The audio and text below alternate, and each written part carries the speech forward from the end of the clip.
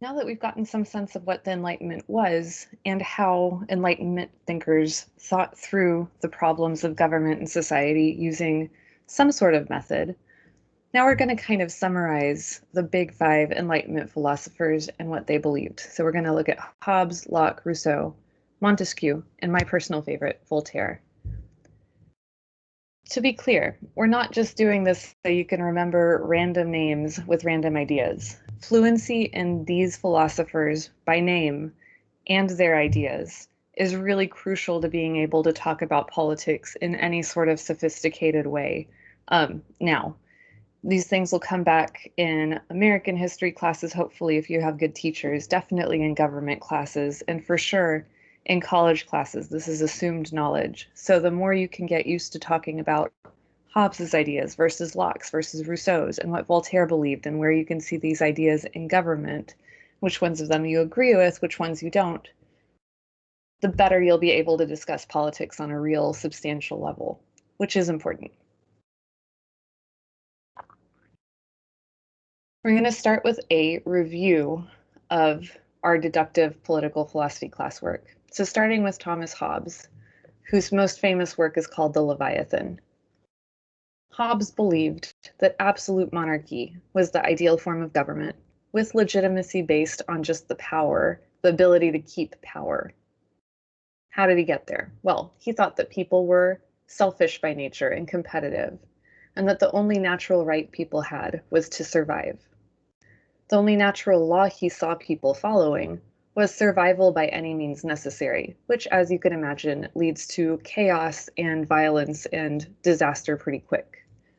Hobbes' state of nature, a Hobbesian state of nature, if you want, people refer to this a lot, is chaotic. It's a dog-eat-dog world of competition where fear would be the norm and the survival of the fittest would be the law. Not a place a lot of us would want to live.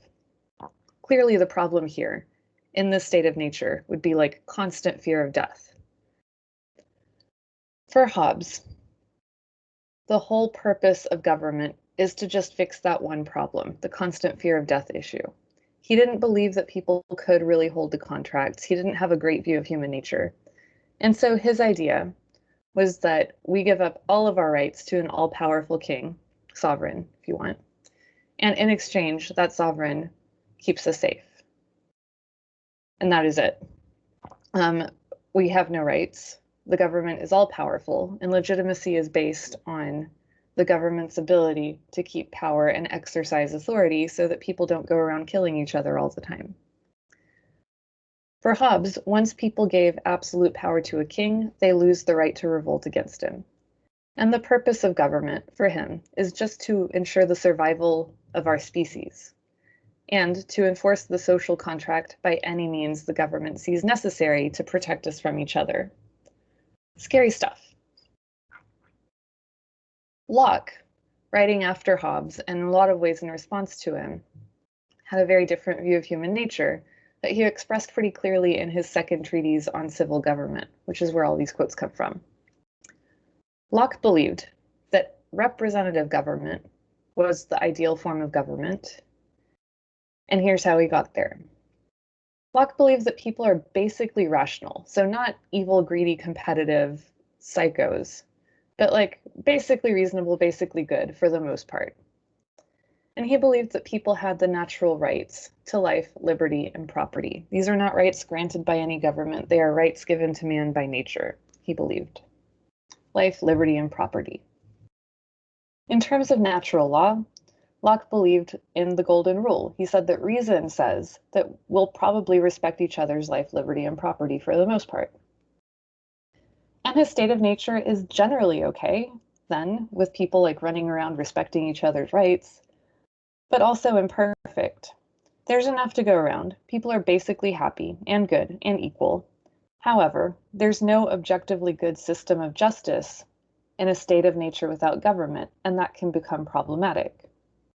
The flaw in the state of nature would be that while most people respect natural law, a few people don't. And those few people can cause chaos and ruin it for everybody else, especially if there's no system of justice to deal with them.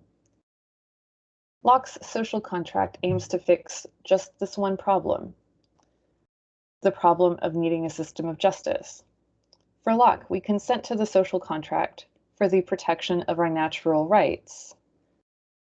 Individuals give up their absolute freedom and agree to obey the law. So they keep a lot of freedom, but they can't just do whatever they want. Governments, in exchange, should protect people's life, liberty, and property. The natural rights of individuals limit the power of government, and under this social contract, government does not have absolute power, but acts only to enforce and protect the natural rights of people, and that's what limits it. Crucially, if a government does not do its job of maintaining order and protecting our natural rights, we, as the people, have a right and an obligation to revolt against that government and remove it so that we can replace it with a government that will protect our natural rights. The purpose of government, for Locke, then, is to protect our rights to life, liberty, and property, our natural rights. Government can only act to protect these rights, and absolutely nothing beyond that. If a government oversteps its bounds, if it starts to regulate our behavior beyond protecting our rights, we can negate the social contract and remove the government, even if violent means are necessary, according to John Locke, who was hugely influential in the American Revolution, as we'll see in a future lesson. So this all sounds very liberal, and it is, but Locke wasn't completely starry-eyed with democracy. He wanted a representative government, but he wanted one like the English Parliament, which had a hereditary House of Lords and an elected House of Commons, so it kept some aspect of the nobility. He wanted representatives to be only men of property and business, so only adult male property owners should have the right to vote, which sounds less liberal all of a sudden, but it also follows what the American Revolution ended up putting into place. When that happened, only white male property owners could vote. He believed that the masses of people without property were unfit to self-government, which is actually an old idea that goes back to ancient Rome, but I'm running out of time, so we'll keep going. Next up, we have Rousseau, Jean-Jacques Rousseau, who wrote a book called The Social Contract. Rousseau was a starry-eyed idealist compared to these other two. He believed that people were basically good, happy, compassionate, but primitive. So not very sophisticated. Think hunter-gatherers, right? He believed that people had the natural rights to both liberty, but also equality together. And he thought that natural law was guided by self-preservation, so people's desire to stay alive, but also compassion, people's desire to take care of each other. Rousseau's state of nature was one in which people were basically free and happy, but solitary and primitive. And again, think about hunter-gatherers or a very idealized vision of what Native American societies might have been like. The problem here is the primitive part. People are primitive. They can't follow more sophisticated desires like morality and collective good. And so the problem in the state of nature is to find a way to protect people's life, liberty, even their property, while people remain free. Rousseau's social contract involves us leaving the state of nature to form a civil society so that we can accomplish more sophisticated things together. In this society, people enter into a social contract and give up all of their rights, not to a king, but to the whole community, to all the people. And the people then exercise what he called their general will, what all of the people collectively together generally want for the common good, to make laws for the public good. For Rousseau, the purpose of government is to promote and enlarge freedom, popular sovereignty, so the right of the people to be free to judge their own affairs, equality, and the general will. He also said, though, that we must be careful not to be corrupted by civil society and its potential promotion of private property and material needs, which create inequality and exploitation. Rousseau's ideal government was a direct democracy expressing the general will. We're going to add two more philosophers into the mix, who made the case for separation of powers, freedom of speech, and toleration. So remember what you've learned about the early modern period and what it was like. And think about why these values would strike a rationalist or an Enlightenment philosopher, more specifically, as being incredibly important to fight for in the context of their time and place. We'll start with Montesquieu, who wrote a book called The Spirit of the Laws in 1748. Now, Montesquieu was writing while France was under an absolute monarchy. Remember, absolute monarchies recognized no limits to their power and believed that they were not accountable to the people at all. On the top left of the slide, you'll see a picture of Louis XIV, the archetypal absolute monarch, with a couple of his very typical quotes, like, "I am the state belongs to me. It is legal because I wish it. I very nearly had to wait." Poor guy. So from this perspective, he was looking over at England's constitutional monarchy, and he thought that it was a better model. He didn't actually understand fully how it worked, but that doesn't matter for the extent of influence of his thought. Montesquieu argued that basically power corrupts, and it's a bad idea to give one person full power over everything. Actually, this turns out to have some psychological backing to it. The longer people remain in positions of power, the more they process information abstractly, perceive other people in instrumental and stereotypical terms, become more self-confident and less inhibited. They make riskier choices, and they have reduced capacities for complex social reasoning and moral judgment. They also become less likely to adopt someone else's perspective, are less accurate judges of other people's emotions, and recall less correct information about subordinates. Sometimes they even begin to see other people as physically smaller. So absolute power corrupts, absolutely, as the famous phrase goes, right? Therefore, Montesquieu argued that the best form of government was one in which the legislative, executive, and judicial powers were separation of powers, and kept each other in checks and balances, to prevent any one branch of government from becoming too powerful. He believed that uniting these powers, as in the monarchy of Louis XIV, would lead to despotism and tyranny. While his separation of powers theory did not accurately describe the government of England, Americans later adopted it as the foundation of the US Constitution, and it's now become pretty commonplace in democratic societies that obviously we shouldn't give one person full power over everything.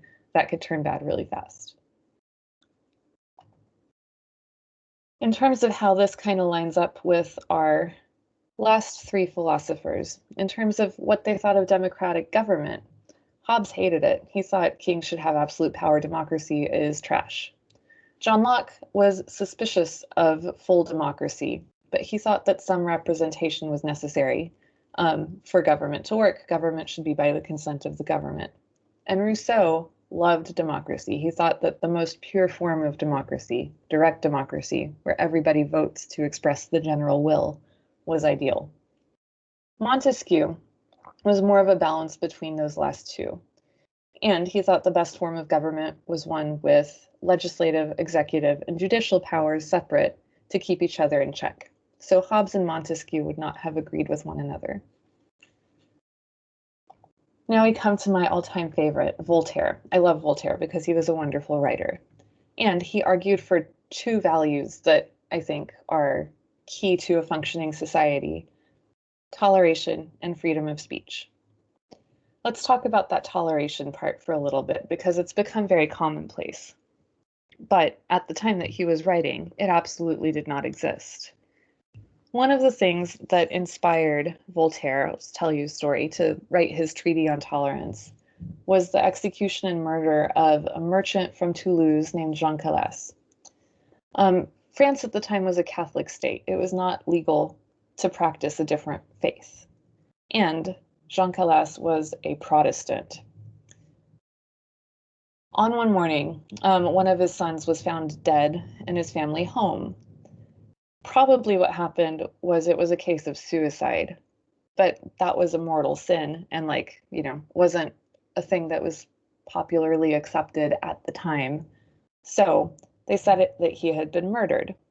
However, rumors flew that actually his son had been thinking about converting to Catholicism, and this crazy Protestant had probably killed him. In all likelihood, Jean Calas probably had nothing to do with the death of his son. However, he was convicted of it. He was tortured to try to make him confess publicly. His arms and legs were stretched until they were pulled out of their sockets. 30 pints of water were poured down his throat. He was tied to a cross in the cathedral square where each of his limbs were broken twice by an iron bar. And even with this torture, he continued to say he was innocent. So after all that, amazingly, he was still alive. He was then sentenced to death on the wheel, which is pictured on the slide, and died being tortured. This is something that really shocked liberal thinkers, specifically people like Voltaire, who is always kind of he would not have been very likely to have gone along with like the Catholic explanation of things to begin with, but as an Enlightenment thinker, he thought it was completely inhumane. So he wrote a treatise on tolerance, arguing that we shouldn't go around killing people for their beliefs. That's crazy. A couple of pretty famous quotes include, I say we should regard all men as our brothers. What? The Turk, my brother, the Chinaman, the Jew? Yes, without a doubt. Are we not all children of the same Father and creatures of the same God? And here, Voltaire is like using religious language to talk to a religious public to kind of appeal to that core value. He also, however, wrote, of all religions, the Christian should of course inspire the most tolerance, but until now, Christians have been the most intolerant of all men. Voltaire is one of my favorites because he liked to say things that should have gotten him in big trouble. In an absolutist society where big trouble could mean public torture, but he was clever about it, and his writing is like really pleasant to read. On the screen now are some of my favorite quotations. It says, doubt is an uncomfortable condition, but certainty is a ridiculous one, and you can see the scientific revolution's influence there. Underneath that in French, he says, nothing is more dangerous than when ignorance and intolerance are armed with power. It's dangerous to be right when the government is wrong. I do not agree with what you have to say, but I'll defend to the death your right to say it. This one's always fun. To learn who rules over you, simply find out who you are not allowed to criticize. Lesson a lot of teenagers learn in classes of various sort. In general, the art of government consists of taking as much money as possible from one class of citizens to give to the other. Those who can make you believe absurdities can make you commit atrocities. Evil things like intolerance, superstition, and prejudice must be crushed. And then he had like a couple of, kind of cuter quotes that I'll add. It is forbidden to kill, therefore all murders are punished, unless they kill in large numbers and to the sound of trumpets, like in a military. He wrote a lot about the Catholic Church. He was not a fan of that institution, but he saw that it had been used to great use to manipulate society at different points. So if there were no God, it would be necessary to invent him. It's a pretty famous quote from Voltaire. And then one of my favorites, because it just so like encapsulates who this person was and his sense of humor, even on his deathbed. On his deathbed, a priest asked him if he was ready to renounce Satan. And he said, now, my good man, this is no time to be making enemies. Anyway, Voltaire's main values that he promoted throughout his life and career that have been adopted in modern democratic liberal societies as a given include freedom of speech and expression, like nobody should be tortured or killed or sent to prison for things that they say, and toleration or religious freedom. Nobody should be tortured or killed or sent to prison for things they believe. So now we come to our key points for today, and it is really important that you attach specific philosophers' last names to these specific ideas and become really comfortable using them. It's also really important that you start to summarize key points in your own words, in your notes, so that they become useful to you and so that you're processing this information as you're writing it down. So go ahead and pause the slide here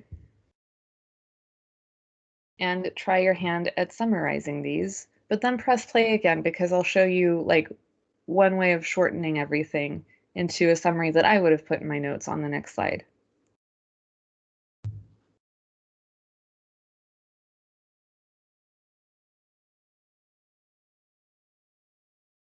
Here's my slightly less wordy version of generally the same information, although make sure that you get the details that you need from both. So if there are words that you don't understand or that you're going to need to remember definitions of, like social contract, make sure to add those.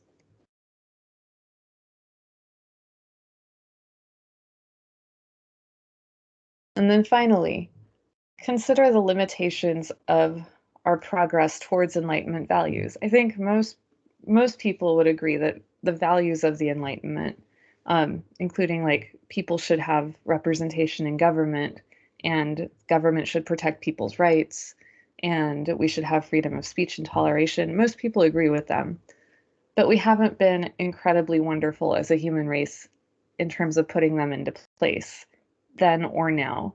Then, for example, women and people who weren't white property owning Europeans weren't considered fully equipped to enjoy Enlightenment values. So there's that. Patriarchy kind of sucks, but then so does racism. And in the modern day, we have a problem with fascist ideology that is explicitly against these Enlightenment values, sees them as like making societies weak. And tragically, we're seeing a resurgence of fascism in the United States today. So consider to what extent we've successfully built a society along these lines, and we can discuss that in class.